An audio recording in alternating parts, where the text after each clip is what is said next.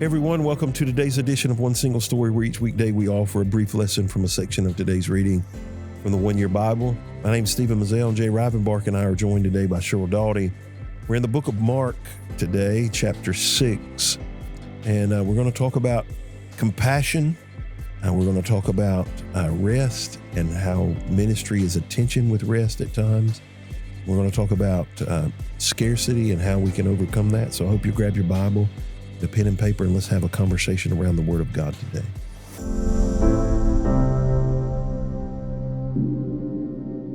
Hey everyone, today we're in the New Testament on the February 23rd reading of our One Year Bible, and this entire week we're going to be in the book of Mark. And we're going to talk about following Jesus with faith, humility, and power. Today we're in Mark chapter 6, verses 30 through 56. And this passage comes after the disciples have returned from ministry and after John the Baptist has been executed. And they're exhausted, and Jesus invites them to rest, but the crowds interrupt. So that's kind of the context of where we are. Is there anything in this reading that you said I want to make sure we talk about today? It's something that we actually are going to talk about, but I really appreciated that Jesus said, let's go off by ourselves to a quiet place and rest a while, because I think as somebody who, I wouldn't consider myself an extreme introvert, but I'm definitely not extroverted. And I have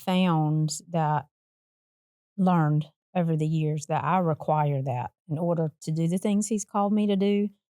I 100% require that. And I know people who don't. And they seem super high functioning, but that's not how I work. And so I appreciate the fact that not only did Jesus need that, but he was trying to protect his disciples by giving them that too. Something I saw in here that I never paid attention to before was in verse 36, where the disciples are talking to Jesus about the crowds. It's getting late. Send them off. And they said, send them to the nearby farms and villages so they can buy something to eat. And for the first time, I thought they had open air markets, apparently, with farm direct stuff where they went and purchased food. Obviously, the villages would have been the place of commerce, like stores where we have them here, but that they could go and did apparently was a common practice in their day of going farm direct to buy stuff, and not that it's significantly important, but I just had never paid attention to that before. John, here, there's kind of three scenes connected in all of these: the feeding of the 5,000, the walking on the water, the healing the sick. And each one reveals Jesus in a different light. The feeding the 5,000, he's the shepherd. In the walking on the water, he's the creator. You see these pictures of him. In the healing of the sick, you see him as healer. And I think sometimes we can skip past, all of these characteristics, all these qualities that Jesus had, and miss who Jesus really is. So in this story, Sheryl, you mentioned that he asked them to go away to rest. We also find that he's moved with compassion. So what motivates Jesus' compassion? It seems like when he looked up and saw them, he saw the crowd as they were actually trying to escape them. He seemed to be moved by the fact that they were just so intent on following him and understood that they needed a leader. They needed a shepherd.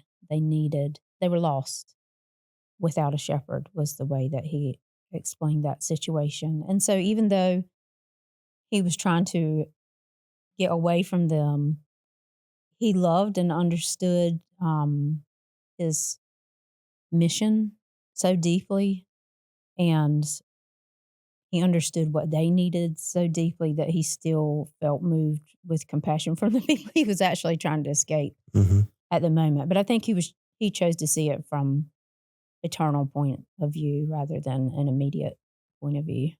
Yeah, I love this ministry tension here in this story. He's wanting and needing to get away, have some time, unwind a little bit, rest, get his thoughts, get his disciples away from some of the activities. And yet, as you said, he first of all, he saw them. And I think the implication there is much greater than physically. He saw this sea of people. He saw into them, because it says in verse 34, he had compassion on them because they were like sheep without a shepherd. And he obviously knew he was the great shepherd. And in this moment, his heart is turned toward the people and their needs greater than those of his own at the time because of that compassion. I can't say the Greek word. It's got a lot more cooks in it than even the normal ones. It's a big word. But it is the word for compassion there. It's not just sympathy. It's not even, polite sympathy. It indicates that he is moved deeply by what he saw. His heart, a gut feeling is how it would, one of the ways it would describe it is that he felt it in his gut. It wasn't just, I feel bad for you, here's $1. He was moved by their plight. And I was also taken by the fact that compassion has to precede power. He doesn't immediately perform. It was the compassion that caused him to exercise the power. Right. It wasn't a need to be seen or a need to prove anything. It was his compassion for them. And the note I made is power without compassion becomes cruelty. Compassion without power becomes frustration. Jesus holds both of them. Mm-hmm. He holds compassion and power, both of them together. So, Jay, you mentioned the tension. Sheryl, you already talked about rest, but how does Jesus balance rest and ministry? We see throughout, sometimes he went away by himself to isolated places and spent time. Even prayer, I believe meditation, he understood the significance of getting rid of distractions in order to focus on his relationship with the Father so he could in turn do what he was called to do. There are times when we see where he rested. We see times where he ate, where he slept. And we see a lot of his humanity in there, which all these elements come into play for us. The rest, sleep, eat, all those things. I don't want to say Jesus struggled because that seems like disrespect and dishonor to him, but there were times when he pushed himself physically to the point of exhaustion,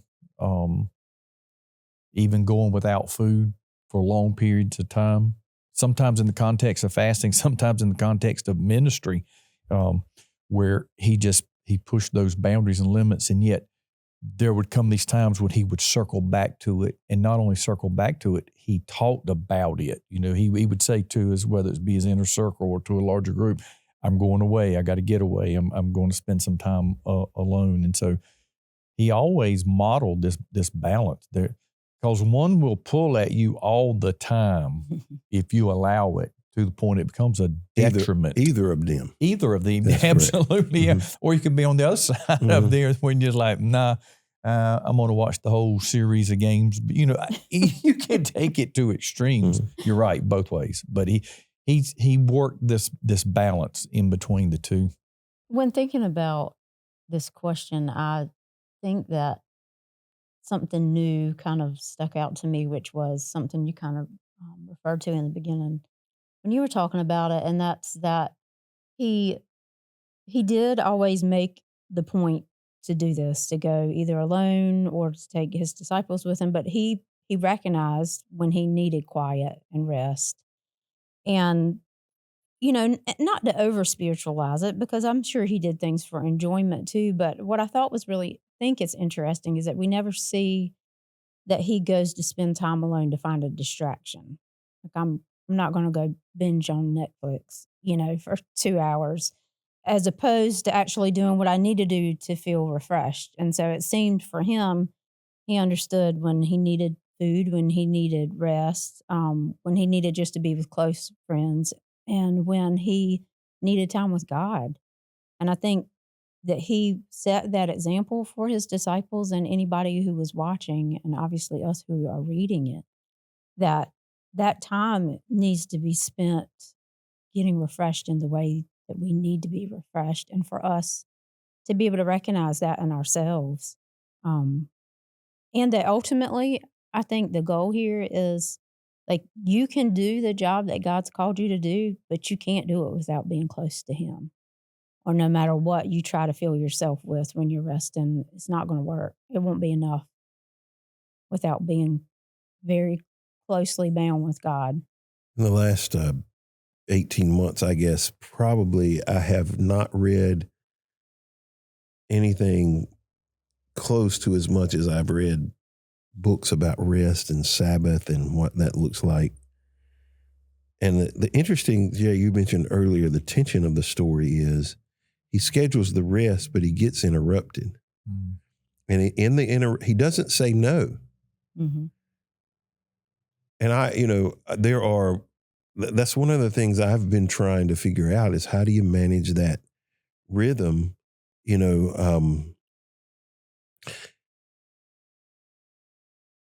rest is important. People are important. Mm-hmm. Who wins? How do you figure that out? There are people that I've read and people that I know, they are uninterruptible on their rest. When I say uninterruptible, like you cannot, there's no way to get up with them. They don't allow it. And then there are other people who, try to figure out how you manage that. And one of the things that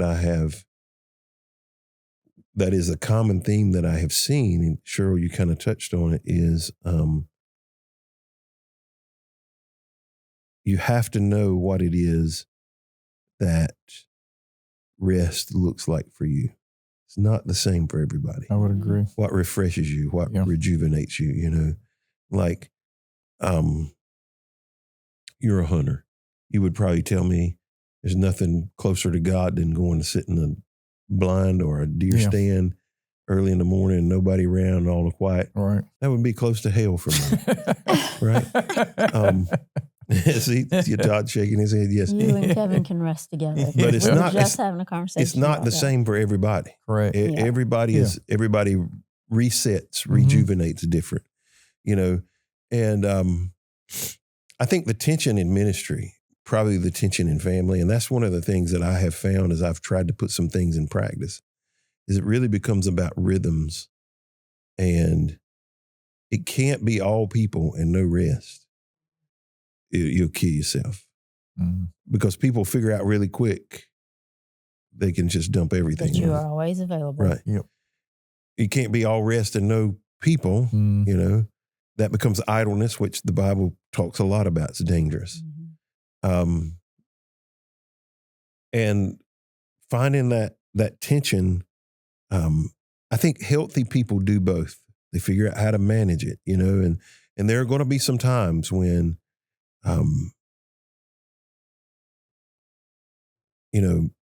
like I'm just sitting here trying to process. I have seen a couple of trips as a kid interrupted because of a funeral, growing up, and we'd have to go back home. And there are very few people I'd interrupt a trip for if they died. And I don't mean that ugly, right? I've done a funeral from Turkey, by FaceTime, but there are some people I would, right? There are some people I'd interrupt what I was doing to fix, but you can't do it for everybody. And it just, that's the thing that we think that everything is resolvable, and everything's not resolvable. Sometimes there are things you just got to live in the tension. Okay, today I've got to do this. I'm going to have to adjust my schedule. I'm going to have to, there were last week, I had 4 days in a row that it was people from 8 o'clock in the morning to 6 o'clock at night, which is exhausting for me. Like, because I don't need the quiet time to rejuvenate, but it takes a lot of time just to prepare a sermon and think through, what I got to do. And I was exhausted. I was like, I can't do many weeks like this, but it's not, every week's not that way either. So you just have to figure out, all right, how do I do it? How do I manage it? You can't be what is the word? Uncompassionate. I don't know if that's a word, but you can't ignore people, but you can't allow people to drive your bus either. Yeah. It would be, and there's no way for us to know, but the fact that as he got out of the boat, there they were. I wonder if it had been different if when he got out of the boat, there had been a messenger that said, oh, by the way, over there or the next town, there are these people. I wonder how he would have responded because the situation was such that they were there. Proximity. Yeah, that it had. And how would we have looked at him and thought of him if in this passage it said something like, he got out of the boat, he saw him, had compassion on him, but he said, I see you in a couple of days. Yeah. I'm checking out. I'll come take care of you later. So the last question, what do these miracles teach about scarcity? I think it's interesting to see that they presented the problem to him, the disciples did, and then they gave, they said, okay, we need to solve this. Let's do this. And instead of him saying, it's your responsibility to solve the problem, he said to them, what do you have? Okay, what do we have on hand? And I thought that it is such a good example of the way that we want to handle things as humans, because we see a problem, we want to go into immediate action to fix it. And Jesus says, well, what do we have? Like, what do we have right here? What do you have? What are you holding? And so they found out what was available. And then he asked them to trust him enough to make it enough for what everybody needed. And so he prayed over it, and it did become enough. And I think that he taught so many things there, because we can often live in this feeling of scarcity, like there's just not going to be enough for this, or whatever it is that he's calling us to do. And I think that the way he handled this was very beautiful for him to say. And he did it obviously more than one time, where he says, give me what you have, and I'm going to make it enough for what I've called you to do. But before he says, give me what you have, he says, you feed them. Yeah. That's his first response. He says, you feed them. And because he brought them the problem. Yeah, they throw up their hands and they're like, we don't have anything. Mm-hmm. He says, well, what do you have? Yeah, actually you do. As a leader, I think that is one of our responsibilities is not just to solve problems, but help people to solve problems. Absolutely. That you're one extreme or the other. I talk to people, it's either great or it's horrible. As we record a few days ago, we were reading about the children of Israel walking through they come out of Egypt, and God takes them on a detour, and the Egyptians come and they're like, why did you bring us out? And we should have stayed there in Egypt. And then God parts the Red Sea. They walk across on dry ground. And it says, then they had the awe of God, or the fear of God, and the fear of Moses, right? They esteemed him greatly. They went from one extreme to the other. And I think lots of times people come lay things at our feet as leaders and say, we ain't got nothing. Well, sure you do. You got something. Let's think this through. You can solve this if there's a solution to it if you put it in the right place. Jay, what about you? Well, I made 3 notations here of how the miracles teach us about trusting God and what we perceive to be scarcity. And one is follow up what you said in verse 38. They took an honest inventory. Trusting God when we have lack, I think requires or should require us to take an honest inventory of where we are, what we have, what we don't have, to make application, because sometimes the situation isn't nearly as dire as we perceive it to be when we take inventory. Sometimes when we do take inventory, we may realize it was worse than what we thought. But before we can make an honest presentation to God, I think there's some work that we should have done on the front end with that honest inventory. Then in verse 41, we see that even in the midst of lack or scarcity, sharing is the key to multiplication, because it was only when somebody was willing to give up a little bit they did have that it became a miracle in his hands and got multiplied. And then in verse 48, I noted in the miracle, Jesus walking on the water, Scripture says he intended to pass them by, to keep right on going, but they cried out to him. And so the notation here was, even when we perceive that he has or is going to pass us by, that his compassion, when we call out to him, still gets his attention. And so those are three areas in scarcity or lack that I think we can learn some lessons from. When I think about scarcity, I think most of the time we try to solve scarcity problems by hoarding. Let me keep what I've got. And Jesus says the opposite of that is the solution to scarcity is releasing, turning loose of what you got and let me, take care of the rest, surrender and letting him multiply it. And that's hard to do when you don't have much. Yeah. Like somebody was going to eat that day, even if Jesus didn't get involved. Yeah. But everybody wasn't going to eat that day unless it was surrender. And I think that's important for all of us. So, thank you for joining us again today on One Single Story. Before Jesus calls us to sacrifice, he shows us his heart. Compassion always comes first. And when Jesus is your shepherd, your provider, and your protector, there's no shortage that can defeat you. I hope you'll join us again on the next edition of One Single Story.